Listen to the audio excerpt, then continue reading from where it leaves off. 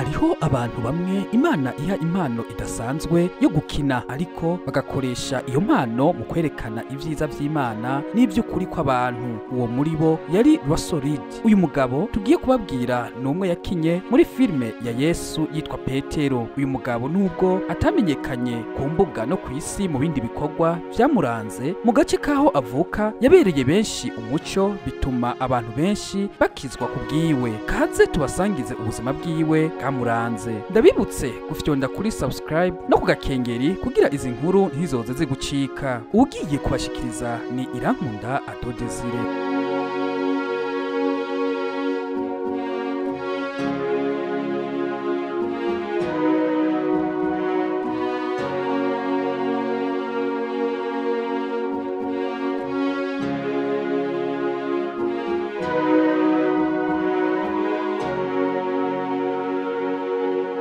Russell Reed ni umwe mu bakinyi bazwi cyane kubera uruhara yagize muri filime y'icamamare ya Yesu. Yasohowe mu mwaka w'1979. Niwe yakinye mu gishingo ca Petero, umwe mu bigishwa ba Yesu, kandi yerekanye neza uburyo uwo mwigishwa Petero yari umuntu afise umutima ukomeye ariko kandi agira intege nke mu kwemera. Russell Reed yavukiye muri Leta Zunze Ubumwe za Amerika mu myaka y'1940. Kuva akiri muto yakunze cyane ibintu byo gukina amareresi n'iby'uburirimbyi. Yakuriye mu muryango wubaha Imana kandi akunda gusoma inkuru za Bibiliya, bica bituma akura afise umwete wo gukoresha impano ziwe mu bikorwa bifasha abantu gutahura ubutumwa bw'Imana biciye mu kuririmba no gukina amateatre. Mu myaka yiwe y'ubuto yagiye yitabira ibiteramo vy'ivyigisho n'ivy'urukundo, aho yakina ibice bijanye n'inkuru ziri muri Bibiliya, bigatuma abantu benshi bamumenya nk'umukinyi afise umutima wo gusangiza abantu inkuru zifise inyigisho. Russell Reed yinjiye mu bikorwa vya sinema mu myaka y'1970. Yakinye mu mafilime atandukanye ariko ntivyari bimenyerewe cyane ku rwego mpuzamakungu. Ariko mu 1979 yagize amahigwe yo gutorwa mu bakinyi ba filime ya Yesu, aho yahawe uruhara rwo gukina ari Petero, intumwa ya Yesu izwi cyane muri Bibiliya. Mu gihe yakina iyo filime, Russell Reed yaramaze gusoma cyane ijambo ry'Imana kugira yumve neza uko Petero yabayeho, ukuntu yizeye Yesu ariko kandi akamwihakana mu gihe cy'umubabaro, hanyuma akaza kwisubirako. Iyo nzira yose yerekanye mu buryo bwimbitse, bituma abantu benshi bamwiyumvamo cyane. Muri iyo filime Russell Reed yerekana Petero nk'umuntu afise umutima mwiza kandi w'intwari, ariko kandi afise intege nke mu gihe yagiye aratinya vyakomeye. Ukuntu yakinye ubwo buryo bw'abantu batandukanye byatumye abantu benshi bibaza neza ukuntu Petero yari umuntu w'ukuri atari ikigeranyo gusa.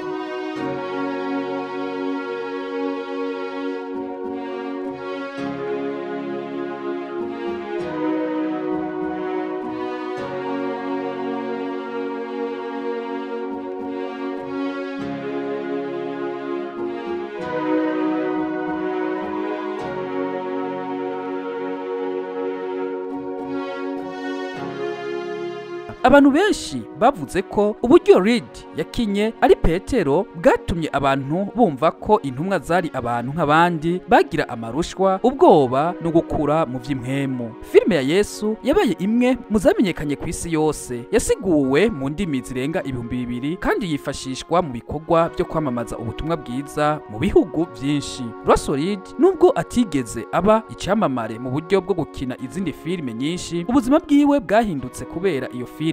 Abantu benshi bamumenye nk'umukinyi Petero kandi akenshi yafatwa nk'umuntu w'ukuri afise ukwemera gukomeye. Mu myaka yakurikiye, Russell Reed yagumye akora ibikorwa bijanye n'iyongeza butumwa biciye mu ndirimbo. Yakomeje kuba umuntu yicisha bugufi kandi akunda kuvuga ko filime Yesu itari igikorwa ca sinema gusa, ariko yari inzira yo gushikiriza ubutumwa bw'Imana ku bantu bose. Nta makuru menshi yagaragaye cyane ku buzima bwiwe, bw'ukuri kuko atigeze aba umusitari wa Hollywood, ariko abantu benshi bamwibukira ku bwitange, umuco wo kwemera n'ukuntu yakoresheje impano yiwe mu kubaka abandi. Russell Reed atwigisha ko impano umuntu afise ishobora gukoreshwa mu gukorera Imana. Yatweretse ko kuba umukinyi si ukubaka izina gusa, ariko ni ugukoresha ico ushoboye kugira ufashe abandi gusobanukirwa ivy'ukuri. Yerekanye ko Petero niyo yoba yaratsinzwe mu kwemera, rimwe na rimwe ashobora gusubira agakomera, kandi niko n'abantu bose bashobora guhinduka bakongera kugira ubuzima bushasha mu kwizera. Reka ndabashimire cyane mwebwe mwaduteze yompi, twongera kubahamagarira kubandanya mukurikirana ivyo tubategurira. Mwari kumwe na Irankunda Ado Desire.